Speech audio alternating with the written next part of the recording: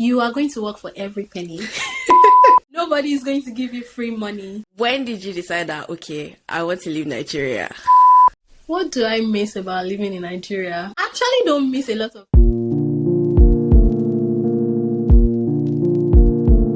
Hi, Jumoke. Welcome to the podcast. Hello.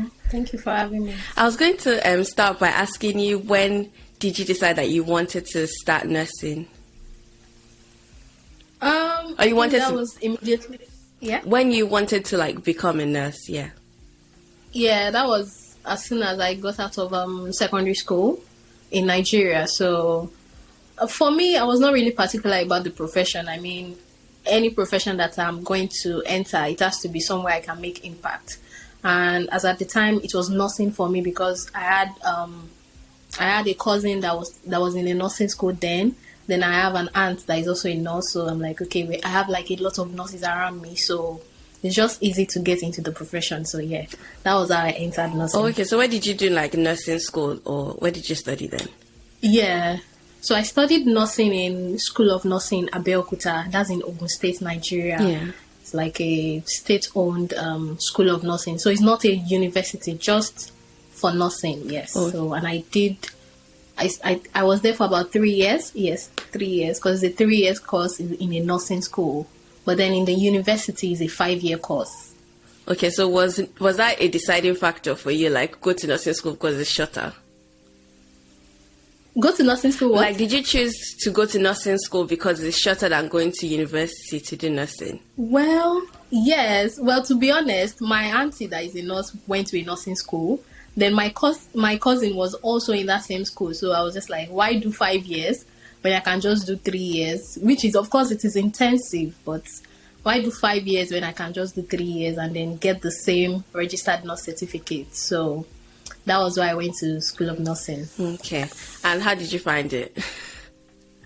It was interesting, really. But I just wish I had some time to catch my breath after secondary school, because I finished from secondary school July 2014 and then I entered nursing school September 2014. So I had just 2 months. So I really wish I had some time to relax and chill before entering school. But throughout the 3-year period, even though it was really intensive and we did not really have a lot of holidays, I was still able to have fun and just, go out with my friends and, experience the old tertiary institution setting. Yeah. Okay. And when you finished nursing, what was the plan? What was in terms of work? Okay, in terms of work, the plan was just, okay, after nursing school, then you have to start searching for job, and then you start working, then while working, then I can start planning to have my post-basic qualification, because finishing from a nursing school will only get me a certificate as a general nurse. So I wanted to specialize in cardiothoracic nursing, but then I didn't do that, obviously. I was going to say, what's cardio? So what kind of nursing is that, please? Just as the name implies, it's just cardio. Cardio has to do with heart, and thoracic has to do with the chest, the chest cavity. So that's basically what cardiothoracic nursing is about. I got the idea from this series, Grey's Anatomy. There was this cardiothoracic surgeon, and I really, really fell in love with the character, and I'm like, you know what, this is what I'm going to go for.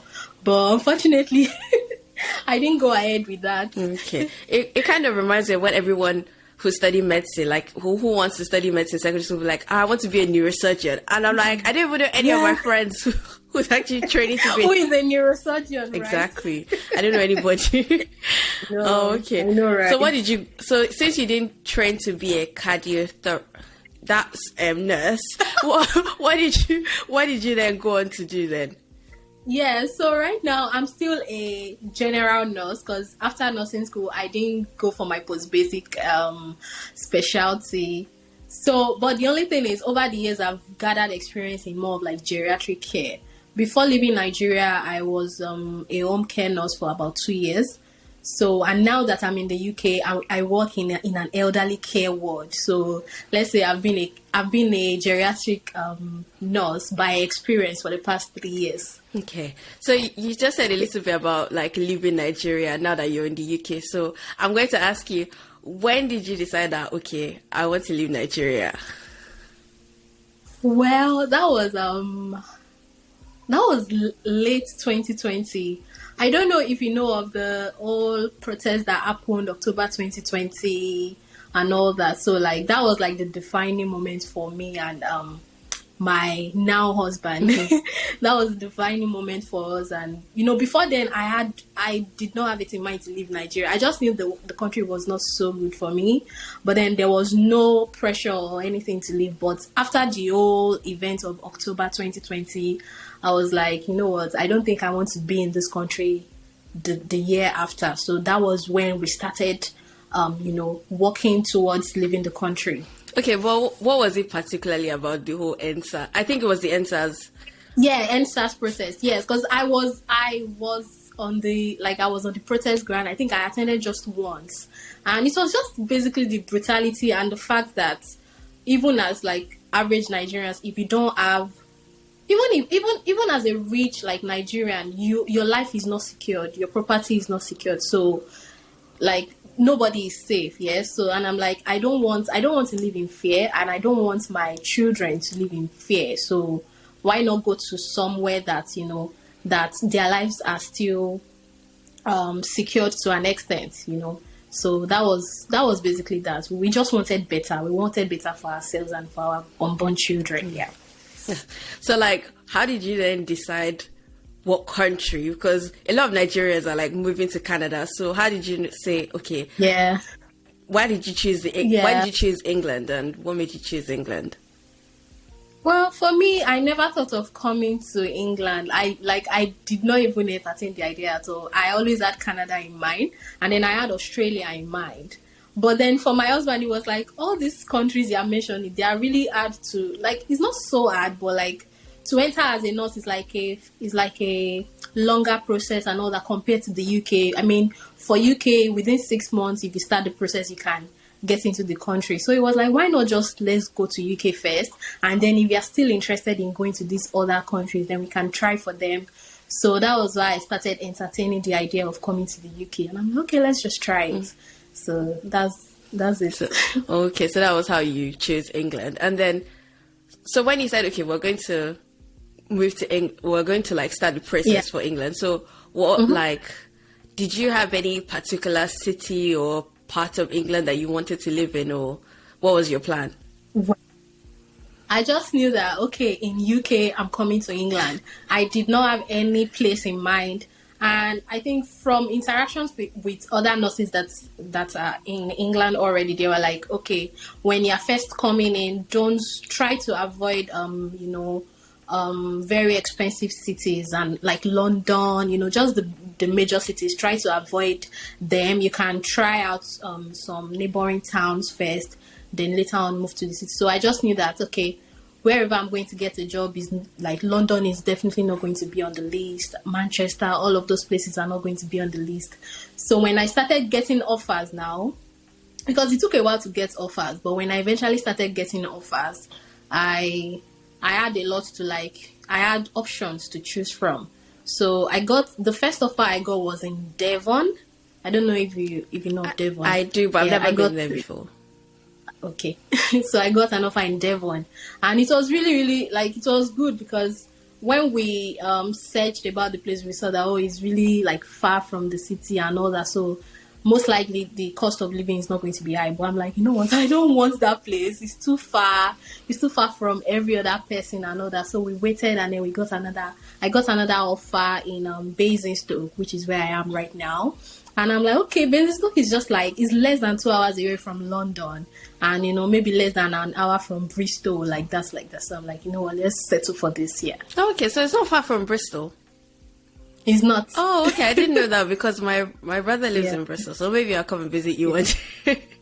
No, no problem. Okay, and then what has surprised you, like, since you moved? Okay, let's go back. Let me not start with what surprised you. Let me go with so when you were moving, like in terms of finding accommodation and things like that, what was the process like for you? Finding accommodation was not easy at all. But what really helped us was the fact that we knew that. I think we had an idea of that before leaving Nigeria.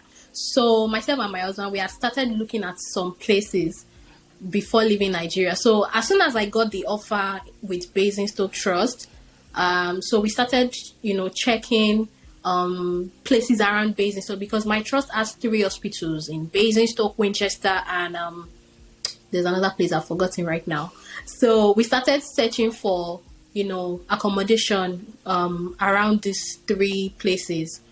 So when we got to Basingstoke, and I knew that I would be posted to Basingstoke Hospital, then we just started searching for houses around here. So it was not really easy, but within 1 month of getting to Basingstoke, we were able to move to our own apartment. Yeah. And do you like it then? Yeah, I like it. It's really small though, but I mean, we can manage for now. I mean, no one tells you that you are going to, no one tells us that this is what you're going to meet. Like, oh, in Nigeria, we have like a lot of space, but here we have to make do with just very tiny space. You have to, I mean, when we get furniture now, we are thinking of, okay, is there storage space? So I'm not just getting things for aesthetics only. I'm getting things for storage too. So that's just it's like me when I buy a bed. I'm like, oh, the bed, under, does it have drawers? Yeah. Do you get? Yeah. So, but the other thing, so you mentioned something about space and how it's different from Nigeria, because like in Nigeria, some houses have like every room has its own bathroom or something, but here it can be quite small depending on your budget and all of that. So I was going to ask you, like, what's one thing that you miss about living in Nigeria? What do I miss about living in Nigeria? I actually don't miss a lot of things. I think it's just the space for me, because I like to have, I just like space. I like big space, and I like to have my things stacked away. I don't like to see everything everywhere. So aside the space, sometimes when I'm watching some vlogs on YouTube, and then I see Lagos, like roads in Lagos that I'm like my familiar routes in Lagos, and I'm like, oh my God, I miss Lagos. You get like when I'm like, oh my God, I used to pass this road. I used to, pass this road every day and all that. And I'm like, I'm not there anymore and all that. So I miss Lagos roads. Oh. Then I miss Lagos parties. Okay. I miss wedding parties, Owambes. I miss all of those. Then aside, I think that's basically that. For the food, I mean, we have a lot of Nigerian foods here, so I don't miss the food at all. And I miss my friends, yeah. So hopefully they'll come over very soon. Plus there's technology, so you can, Yeah, well, thank God for that. Yeah. And the other thing I wanted to ask was, since living here, like, what's one thing that has surprised you about, like, living in England? It could be at work or something you didn't expect? Something I didn't expect. Well, the thing, before coming to England, like, I've watched 1,001 vlogs of people that live in England. So basically I knew what I was coming to meet here. But I think the thing for me is I'm still not familiar with the traffic and the road signs and everything. The first time I tried to get out on my own, I almost got lost. I was supposed to pass this pedestrian, what's it called now? Is it underground? Oh. Yeah, underground footpath or something. And then I was walking on the main road. I knew I was lost, but then I didn't know what to do. I was just, it was just very confusing. I had to eventually ask a passerby, and she told me, oh, you go this route. And I'm like, okay, thank you. Then what else? Then they've got a lot of like old people here in England, or maybe where I stay. I don't know if it's just where I stay, but they've got a lot of old people, that are still walking around, still going for shopping themselves. And I'm like, that is very, interesting. In Nigeria, you hardly get to see, a lot of old people walking around, pushing their trolleys, doing their things by themselves. So it's fascinating to see that the older population, they are quite a lot here. Wow. Yeah, I understand what you mean. Like, because I remember I used to work in a library some years ago, and you'd see like elderly people coming to like borrow their books and do things themselves, do shopping in town, and so. Wow. That's really nice. Because Nigeria, no, it's not like that. Yeah, it's because we live in like a country where there's a lot of respect, so people want to do things for you rather than you do them yourself. But here, it's more like a society where you need to do a lot yourself. Yeah. Yes, that's true. So that's kind of... I think those are the two major things. Then also there's one more thing. So I used to think like when I get to England, all I'll get to hear is a lot of like British accents here and there. But I realized that there's a whole lot of other accents. Like what? Like we've got Indians here, we've got Filipinos, we've got people from Nepal, people from different parts of the world. This is a multicultural society. Yes. So like I can in a day, like I'm listening, I can hear like 10 different accents in a day, and I'm like, what is going on here? You thought you were just going to be listening to like Prince Harry and Meghan, like the way they... Yeah. Well, Meghan is American, so Prince Harry. Yeah. That was what I thought, but it's really, really different now that I'm here. Oh, okay. Yeah. And I was just going to like move on to like your YouTube. So you recently started like a YouTube channel to like document some of the things that are happening in your life now that you're in England in business too. So I just wanted to ask you like what inspired you to like start the channel? What inspired you to start the channel? Well, right from when I was in Nigeria, I used to watch a lot of YouTube, like a whole lot of YouTube videos, vlogs especially. Like I just like to live through other people. So when I was in Nigeria, I would watch a lot of vlogs from people that are in England, Canada, like that. So that even though I've not been to those places, at least I get to see what those places look like, what their lives are in those places and all that. So I was just like, I mean, I would love to own a channel to also document my life like this when I get the chance to. So moving to England, I know that I'm definitely going to start a YouTube channel.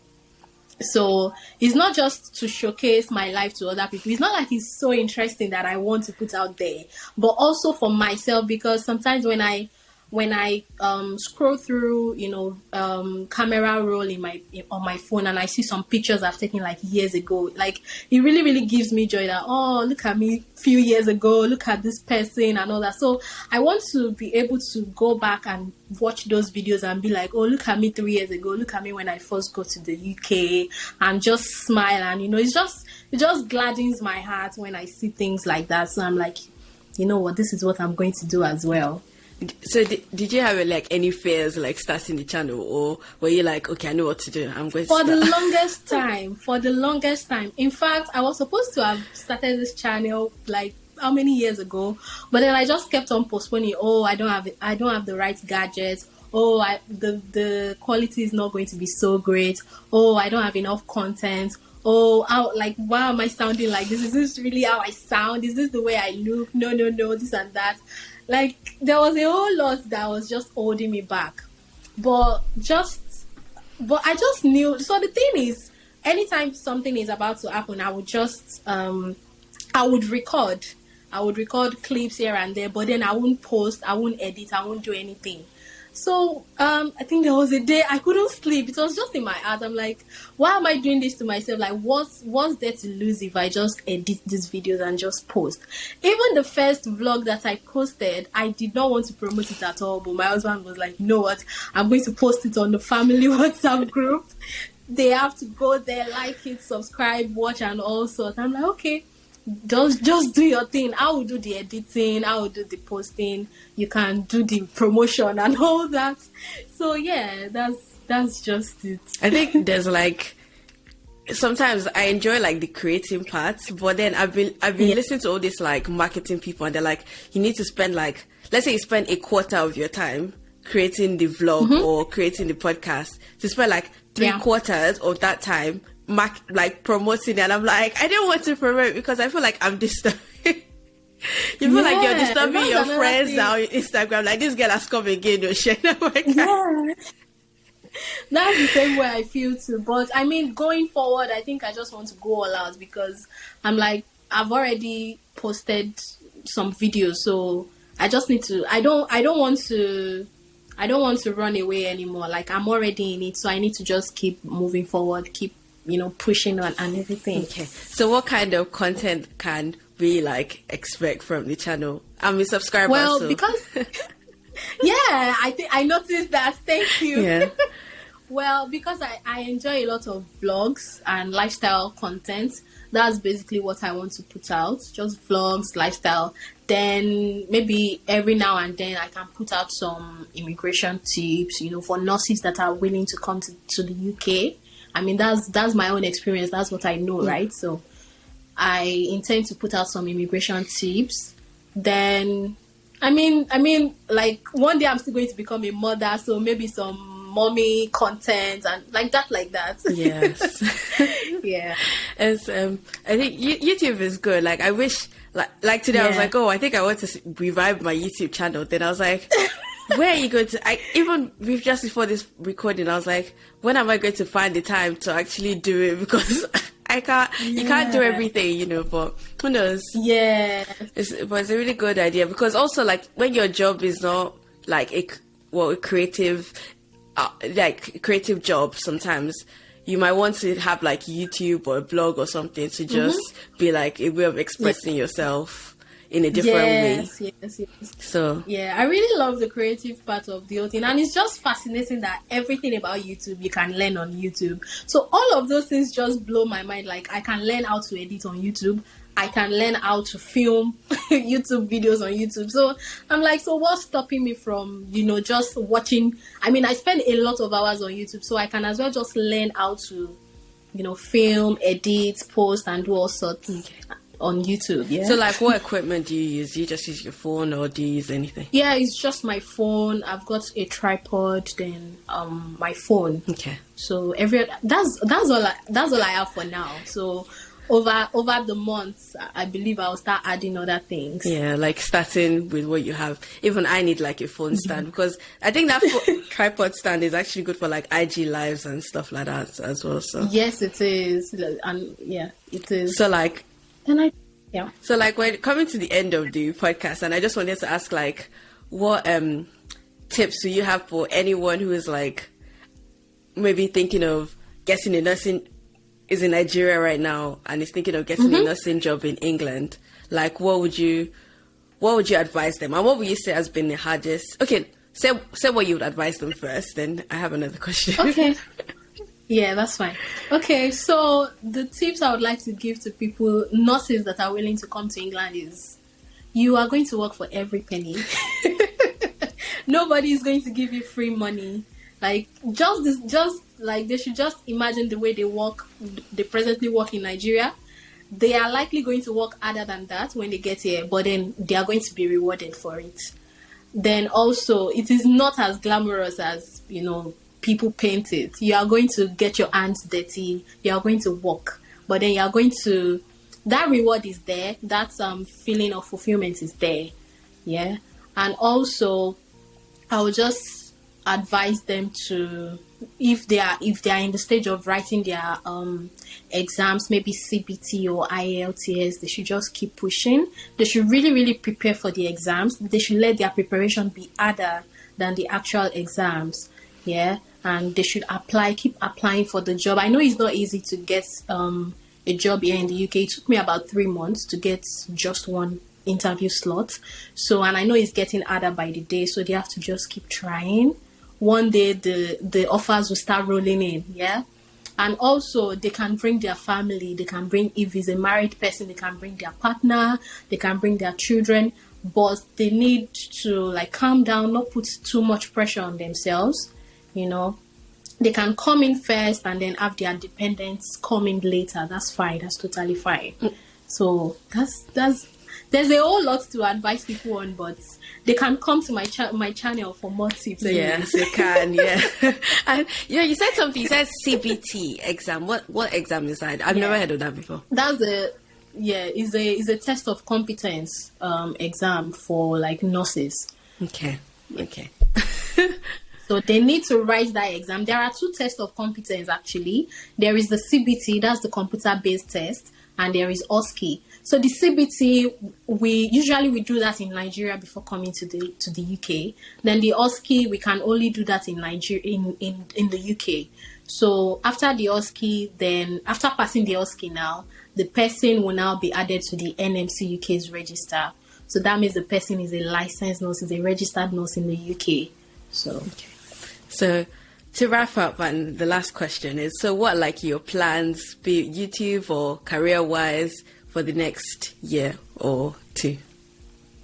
Career-wise, I mean, I'm currently a Band 5 nurse. Yeah, so, and I intend to be a Band 5 nurse for as long as I can enjoy it, because moving on to the next band means like moving on to more responsibilities and more managerial roles. That's for nursing. Then for YouTube, well, let's see where it leads me, because I just want to, I think the first goal for me is to get monetized. So I'm thinking if I can keep dishing out content for the rest of this year, by the end of the year, I really want to get to the YouTube, threshold and all that. So that's the goal for YouTube for now. Okay, well done. Thank you, Jumoke, for your time. Thank you so much. Yeah, thank you for having me.